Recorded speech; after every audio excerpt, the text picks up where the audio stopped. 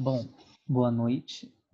Nosso artigo vai tratar sobre a condução de transferência térmica em paredes compostas e em um cilindro. Nosso grupo é composto por Leonardo, eu, Kelvin, Rony, Samuel e Victor. Pode passar.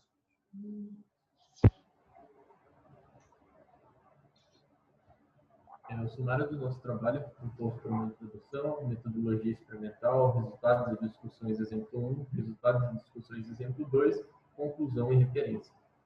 Pode passar. Agora quem está falando é o Victor e eu vou apresentar a introdução. Primeiro, a transferência de calor por condução. É a transferência de energia das partículas mais energéticas para as menos energéticas, sendo este o resultado das interações entre as partículas, existindo dois estados de condução, o estado estável e o instável. Segundo, condução em estado estacionário. Acontece quando a diferença de temperatura conduzida é constante, de modo que a distribuição espacial das temperaturas no objeto condutor não mude mais. O terceiro seria a condução transitória ou condução de estado instável. Geralmente as temperaturas estão mudando a todo tempo dentro de um objeto, quando há transferência térmica. O modo de energia térmica do fluxo é denominado condução transitória ou condução de estado instável. O calor é transmitido através dos sólidos pelas vibrações elásticas dos átomos e moléculas, que seriam vibrações de malha cristalina, e por elétrons livres, que seria condução térmica eletrônica. Vai lá. Bom, meu nome é Samuel, eu vou apresentar os dois últimos tópicos, sendo eles o dimensional e soluções numéricas.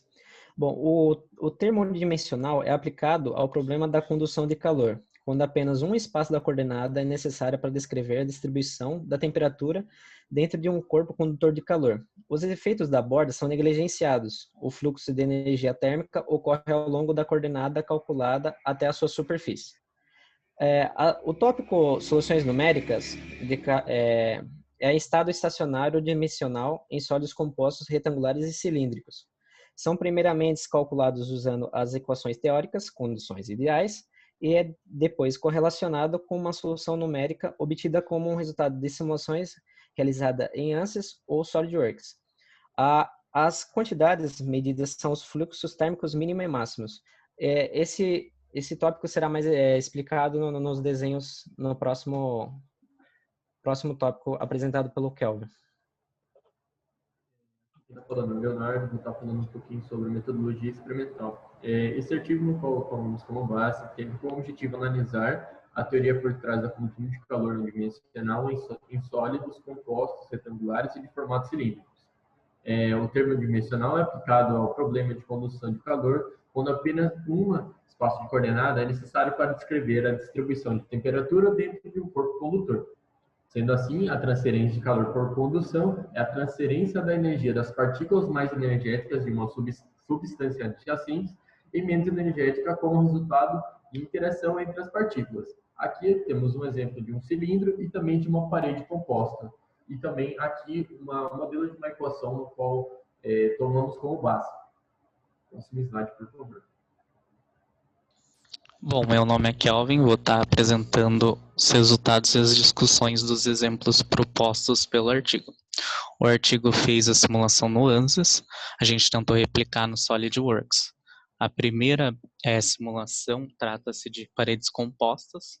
Como vocês podem ver na parede A, entra um fluxo de calor de 400 graus Celsius e sai a 60 graus Celsius. Conseguimos replicar a análise desse fluxo de temperatura. Ele está variando pouca coisa por conta da temperatura, que é setada no SolidWorks em Kelvin. Pode passar. No mesmo exemplo, também o artigo tratou de simular um fluxo de calor num dos eixos, no eixo total e eixo Z, mas esse aqui é uma média dos eixos. Tentamos replicar isso no SolidWorks e não conseguimos, mesmo mudando só para a direção X ou fazendo a média dos eixos. A coloração está parecida, mas os resultados entre fluxos máximos e mínimos não bateram com o do artigo. Pode passar. Aqui é o exemplo 2, trata-se então de um cilindro composto, e também a gente fez a simulação de temperatura, e foi bem semelhante com a do artigo, mas tivemos o mesmo problema com a análise de fluxo de calor. Como vocês podem ver no ANSYS, ele faz uma análise no eixo X, a gente tentou replicar no eixo X ou no eixo Z, e os valores também não bateu. Uma das coisas que a gente achamos que pode seria o material. Algumas informações de material, de propriedades mecânicas de material, não foram passadas no artigo. Pode passar. Meu nome é Ronei. Vou falar agora sobre a conclusão do nosso artigo. O principal objetivo desse nosso estudo foi analisar a variação do fluxo de calor e temperatura na parede composta e no cilindro. Por mais que nós não tenhamos chegado no mesmo valor que o autor do artigo chegou, ficou claro para a gente e mais fácil para a gente entender como funciona o fluxo de calor e variação de temperatura em um objeto cilíndrico ou de parede cilíndrica, ou um tubo cilíndrico, desculpa.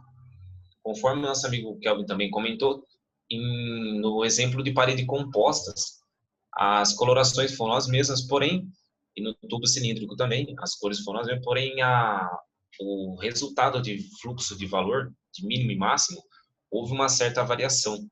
E conversando com o grupo, a gente chegou na conclusão de que possivelmente pode ser o fato do autor do artigo não ter fornecido as informações do material que foi utilizado, as propriedades mecânicas e tudo mais, somente a variável K.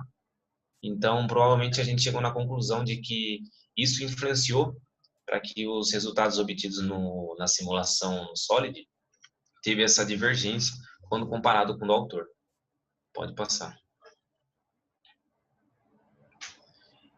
E a respeito das referências nas quais nós nos baseamos para a elaboração desse estudo, foi praticamente toda a nossa bagagem que nós pegamos para a realização desse estudo foi retirado do artigo e utilizamos também a consulta no livro do Sengel.